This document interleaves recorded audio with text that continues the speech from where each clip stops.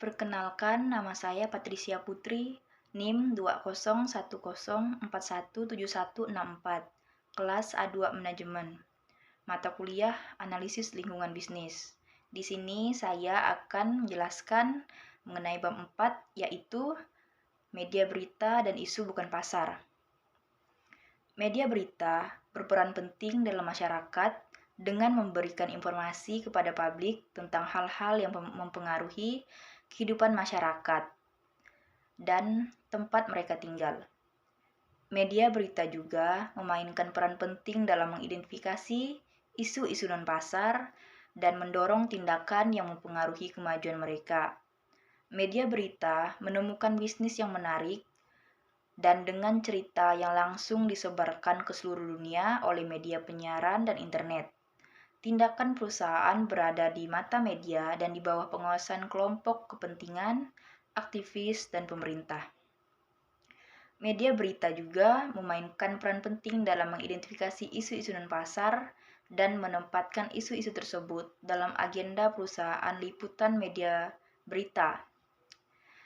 Liputan media berita ini bisa memberitahu publik, aktivis, kelompok kepentingan, dan pejabat pemerintah tentang masalah non-pasar. Kemudian dapat menyampaikan kekhawatiran tentang kebijakan dan praktik perusahaan, memberikan informasi tentang kemungkinan efek dari tindakan alternatif, mengurangi biaya tindakan kolektif, meningkatkan strategi non-pasar dengan menyampaikan informasi yang disediakan oleh perusahaan atau kelompok kepentingan, serta mewakili kepentingan dan prinsip yang konsisten dengan persepsi media berita tentang perannya dalam masyarakat.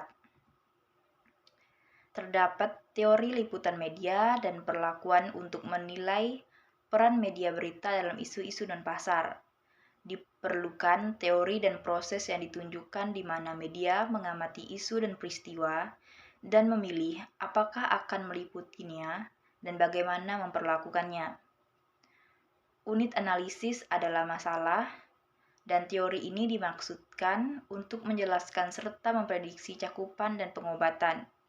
Perawatan dapat terjadi dalam beberapa bentuk, yakni presentasi langsung tentang fakta dan deskripsi peristiwa, penafsiran fakta dan peristiwa, eksplorasi potensi signifikan dan konsekuensi mereka, dan advokasi suatu tindakan. Advokasi pada prinsipnya, tetapi tidak selalu dalam praktiknya, dibatasi pada halaman editorial. Strategi media memandu interaksi dengan media dan komunikasi dengan pemangku kepentingan dan publik. Evans mengidentifikasi 6 elemen strategi media yang efektif. Yang pertama yaitu yang tidak biasa itu biasa. Yang kedua, menekankan konsistensi bisnis dan kepentingan umum. Yang ketiga, ingatlah akan audiens Anda. Yang keempat, berkomunikasi melalui depresi. Yang kelima, pesan media. Dan yang keenam, bangun kredibilitas bukan persahabatan. Interaksi perusahaan dengan media harus disesuaikan dengan audiens.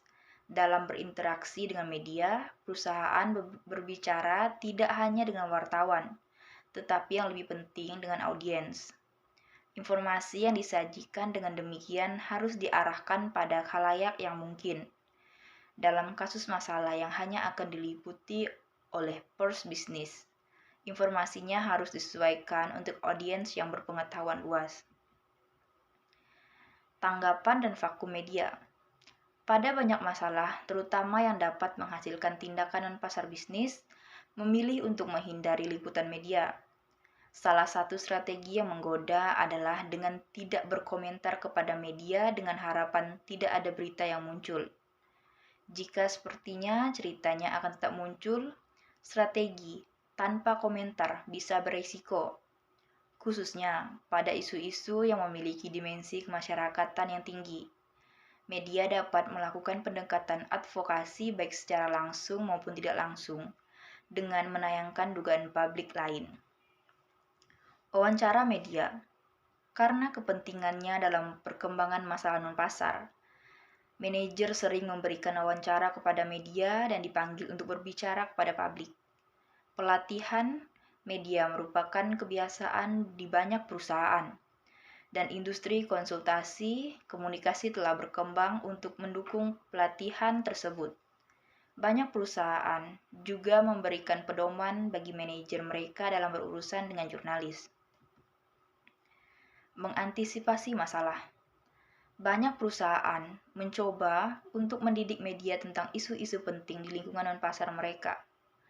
Beberapa melangkah lebih jauh dan mencoba untuk berkomunikasi langsung dengan kelompok kepentingan yang mungkin peduli dengan masalah.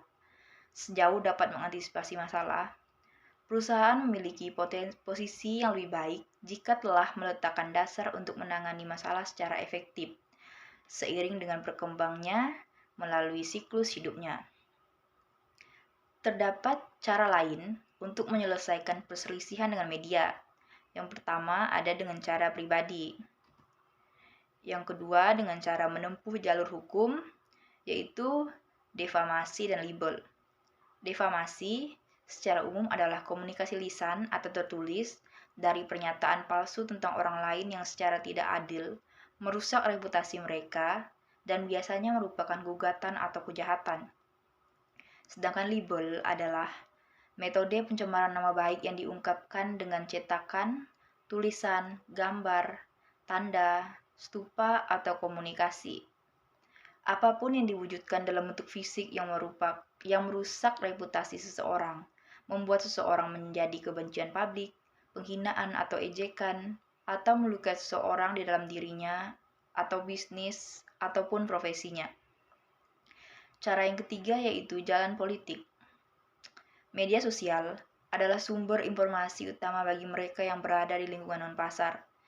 Ini mengingatkan publik, aktivis, pejabat publik, serta kelompok kepentingan untuk masalah non-pasar dan aktivitas perusahaan. Mereka yang tertarik untuk memajukan suatu masalah mungkin mencoba untuk menggunakan media sebagai komponen dan strategi non-pasar mereka.